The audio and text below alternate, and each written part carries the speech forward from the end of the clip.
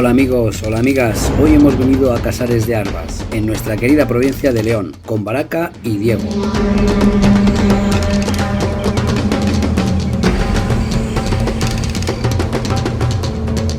Con este tío comparto ya 40 años de aventuras, y sabéis lo que decían los cínicos y los estoicos del cultivo de la amistad, ¿verdad? Pues por esta zona, aquí los perrines pueden explorar el terreno y dar rienda suelta a su olfato, y al ser un espacio tan abierto, pues puedes verles desde cualquier posición.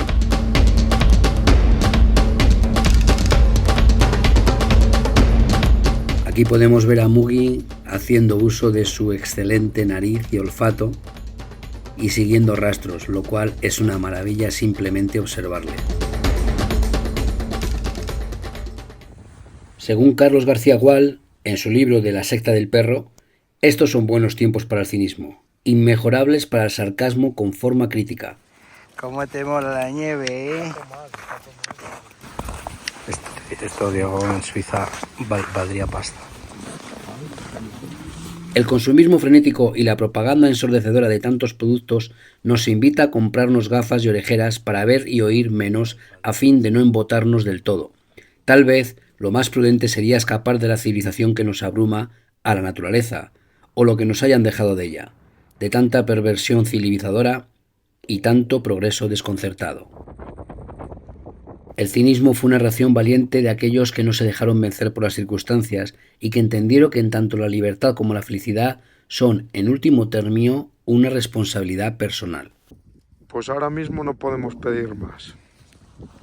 Un pinchín del Ezequiel de a 5 pavos. Cuando digo que esto es gratis, a veces cuesta 5 pavos cada pincho. Y mira el restaurante que hemos elegido. Casares de Arbas. And the Three Marys. Vamos a darle al pinche.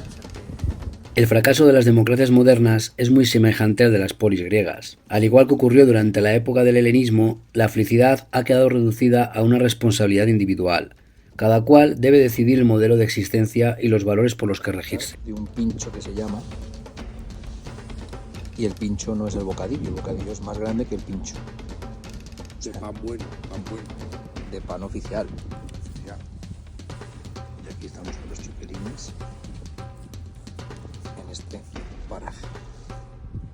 En ambas épocas, la helenística y la nuestra, la pérdida de marcos de referencia genera en el individuo la sensación de que todo se mueve y se desplaza, de que nada es seguro. Y cuando el futuro se vuelve impreciso, no parece sensato sacrificar el interés individual por un proyecto común.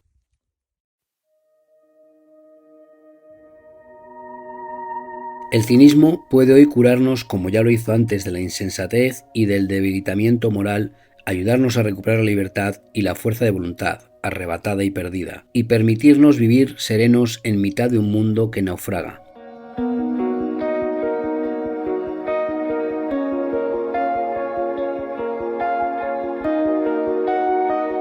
Ser un buen cínico, tanto antes como ahora, exige negarse a hacer de la existencia un producto estandarizado por el mercado y tener el coraje de hacer de la vida una obra de arte. Dotar a cada acción, por cotidiana que sea, de un máximo de autonomía, originalidad y autenticidad.